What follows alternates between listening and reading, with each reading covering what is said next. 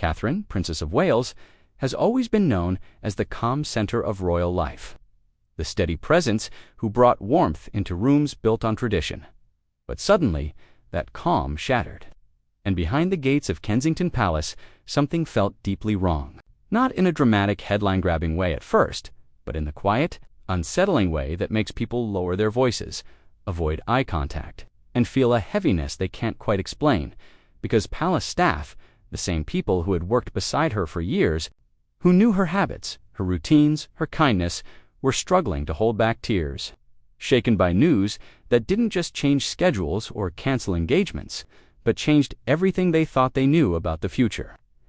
And while the public saw carefully worded statements and reassuring smiles, inside the palace walls there was fear, confusion, and an overwhelming sadness, all sparked by something far more personal than protocol, because Catherine wasn't just stepping away for rest, she was confronting a reality that forced her to choose between duty and something far more sacred, and those closest to her felt the weight of that choice immediately. Especially because Catherine was never just the princess to them. She was the woman who remembered their children's names, who noticed when someone seemed off, who stayed late during exhausting tours just to thank everyone personally, and that's what made this moment hit so hard. Because when someone like that quietly begins to disappear from daily palace life, people notice, and whispers start to circulate, and concern grows, and it became clear that this wasn't about fatigue or routine recovery, but about a health crisis that had unfolded quietly behind the scenes, one that Catherine herself chose to share privately with staff long before the public ever knew. Sitting in front of them, not as a future queen, but as a mother and wife facing something terrifying, explaining that what began as planned surgery had revealed something far more serious, something that would require months of treatment, strength, and uncertainty. And while reports would later confirm that it involved cancer, those in the room already understood the gravity without needing details, because they could see it in her eyes, hear it in her voice, and feel the room change as the reality sank in. And what stunned them most wasn't fear, but Catherine's concern for them, asking how they were coping, reassuring them about her prognosis, worrying about the impact on her team when it should have been the other way around. And that moment marked a shift, because from then on, staff weren't just managing royal duties, they were protecting someone they loved, shielding her children from invasive questions, controlling information, absorbing pressure quietly so she could focus on treatment. And as months passed and Catherine endured preventative chemotherapy away from the spotlight, the palace felt different, quieter, heavier. And when treatment finally ended and hope cautiously returned, many assumed things would go back to normal, but that assumption would soon be shattered by a decision no one was prepared for. Because after facing her own mortality, Catherine reportedly began asking herself questions she had never fully confronted before. About time, about childhood slipping away, about how many school mornings and bedtime stories she might miss if she continued at full pace. And those thoughts, and even now, long after the initial shock settled, that decision continues to echo through the palace in subtle ways. Because the people who once saw Catherine every day now find themselves measuring time differently, noticing her absence in the quiet pauses between meetings, in the slowed rhythm of what used to be a bustling household, and in the way conversations still drift back to her without anyone meaning to, because when someone changes the emotional temperature of a place the way she did, their absence isn't just physical, it's deeply felt. And staff members have admitted that during the months following her step back, they would instinctively expect to hear her voice in the corridors or see her checking in on preparations, only to remember that she was exactly where she needed to be. At home, healing, being present, choosing moments over appearances. And while the palace continued to function, because it always does, there was an unspoken understanding that something rare had passed through those walls, something that couldn't be easily replaced. Because Catherine didn't just perform royal duties, she changed how people experienced them. And that's why the emotional response was so intense. Because this wasn't about losing a boss or a public figure. It was about watching someone redefine what strength looks like in an environment built on endurance and sacrifice. And for many staff members, her choice quietly reshaped their own thinking, making them question how often they postponed family moments for professional demands, how easily they accepted absence as the cost of success, and whether they too might someday look back and wish they had chosen differently. And that influence, subtle but profound, may end up being one of Catherine's most lasting impacts, because leadership isn't always about visibility. Sometimes it's about permission to step back, to heal, to prioritize life over optics. And while the public narrative focused on recovery timelines and future engagements, inside the palace there was a deeper story unfolding, one of loyalty that didn't waver, of staff who continued to protect her privacy fiercely, who shut down rumors, who absorbed pressure quietly because they understood the stakes. And they knew this period wasn't an ending, it was a transformation. And Catherine herself has reportedly spoken privately about how this chapter stripped away illusions, clarifying what truly matters, reinforcing her commitment to causes rooted in real human experience. Early childhood, mental well-being, family stability, issues that now feel personal in ways they never fully did before. And those close to her believe that when she does return more visibly, she won't do so out of obligation, but intention, bringing with her a depth of empathy shaped by fear, vulnerability, and survival. And that belief is what sustains the people who miss her daily presence, because they aren't mourning a loss, they're waiting. Patiently, respectfully, knowing that the woman they admire is still there, still fighting, still choosing love in ways that ripple far beyond palace walls, and perhaps that's why the story that left staff in tears was never truly a sad one. Because, at its core, it wasn't about illness or absence, it was about courage, the quiet kind, the kind that doesn't seek attention, the kind that chooses children over crowns, healing over haste, and humanity over expectation, and in an institution defined by continuity. Catherine's choice reminded everyone that the most powerful legacy isn't built by never stepping away, but by knowing when to do so, and that understanding, painful as it was, is exactly why those tears were filled not just with sorrow, but with profound respect and hope for what comes next, led her to a choice that would ripple through Kensington Palace like a shockwave.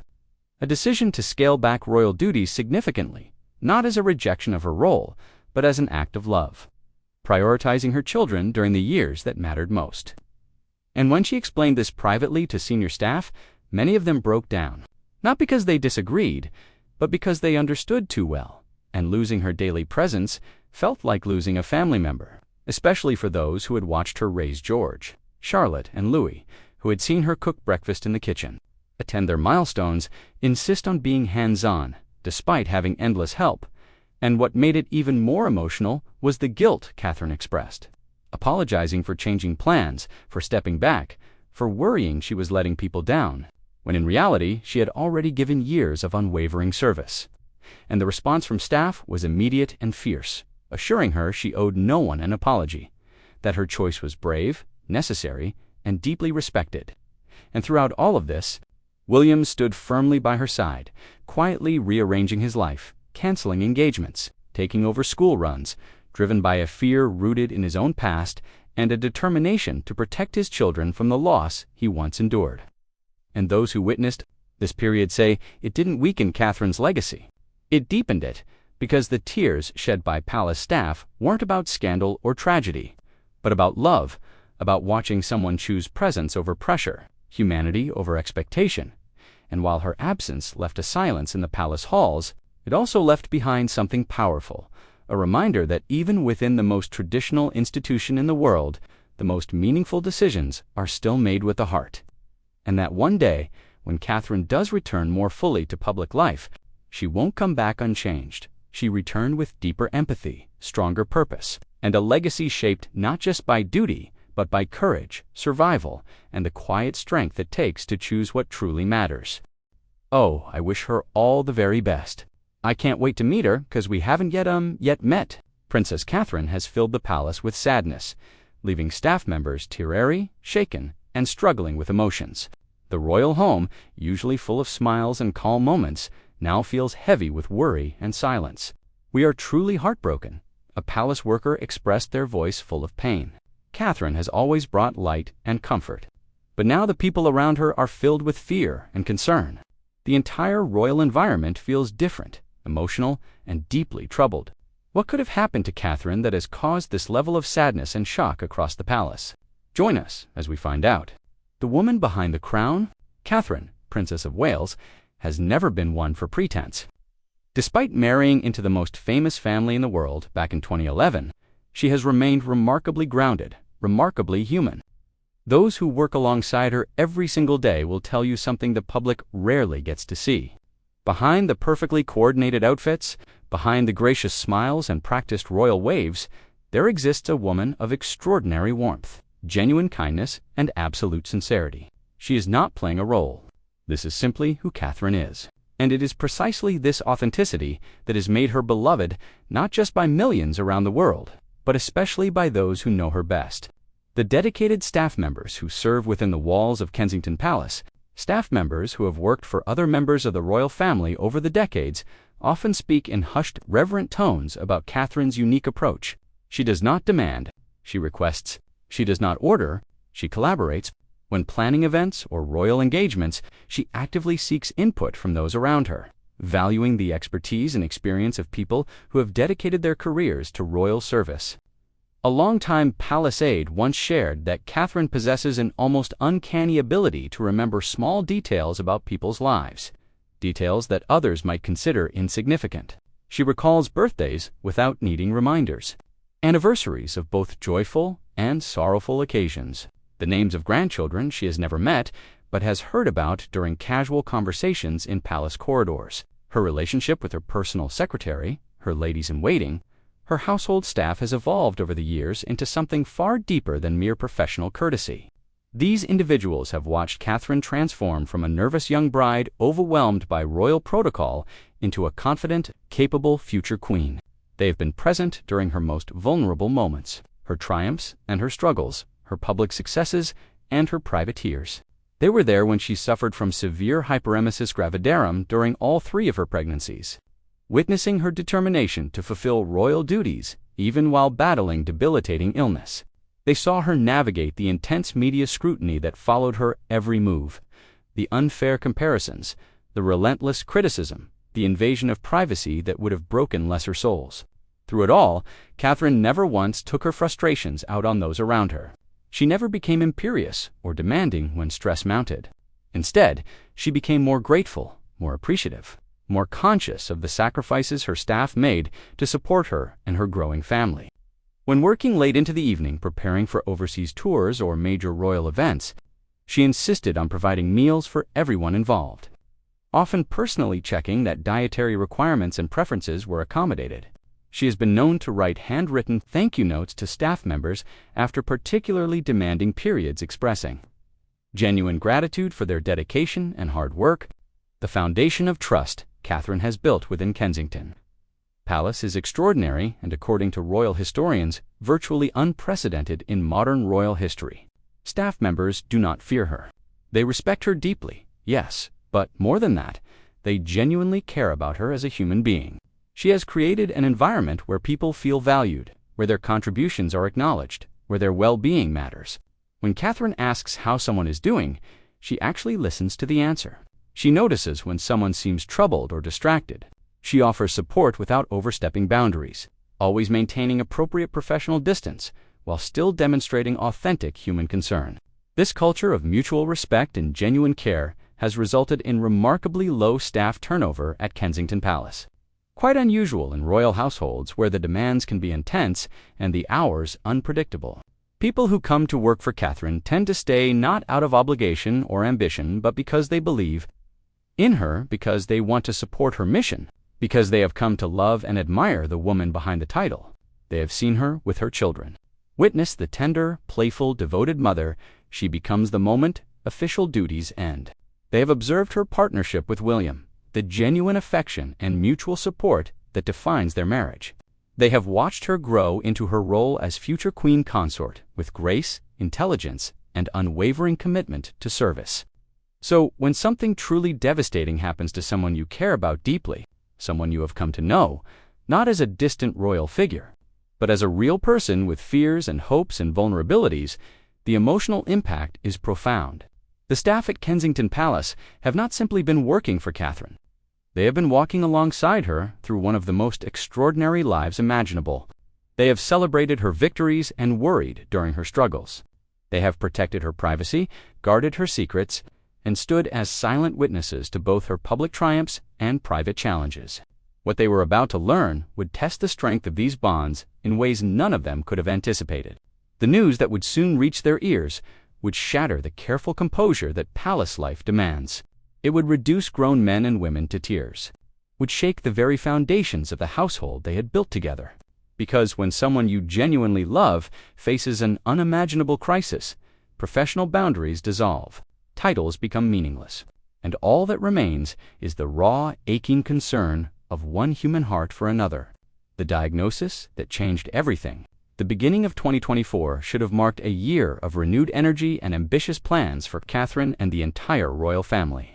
But fate, as it so often does, had different intentions. In January of that year, Catherine underwent what was initially described as planned abdominal surgery. The official statements from Kensington Palace were carefully worded, reassuring the public that the condition was non-cancerous and that the princess would need time to recover before resuming her duties. The nation accepted this explanation, sending well wishes and expecting to see Catherine return to public life after a reasonable convalescence. But behind palace walls, a far more frightening reality was unfolding. Following the surgery, medical tests revealed something that doctors had not anticipated. Something that would turn Catherine's world completely upside down. Cancer, the word that strikes terror into every human heart, regardless of wealth, status, or privilege. The diagnosis that makes everything else fade into insignificance.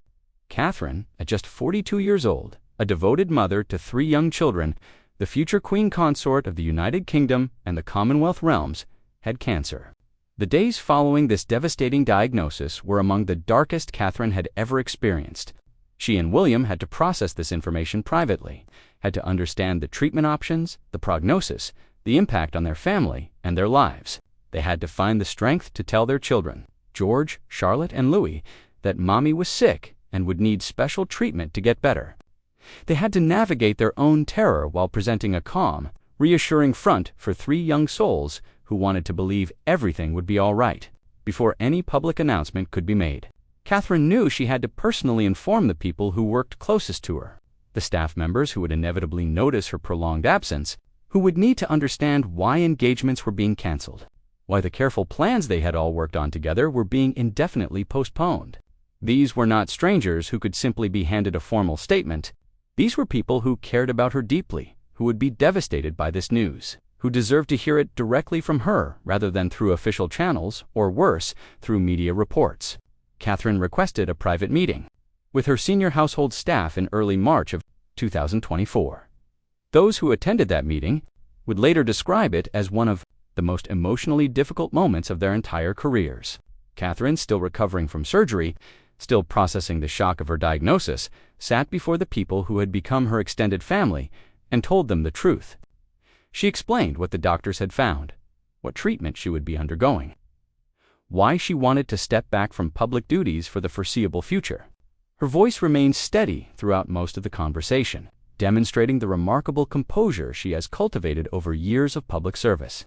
But those present could see the fear in her eyes, could hear the slight tremor when she spoke about her children, could feel the weight of uncertainty that hung over every word. She was honest about the challenges ahead, about the preventative chemotherapy that would dominate the coming months, the coming about,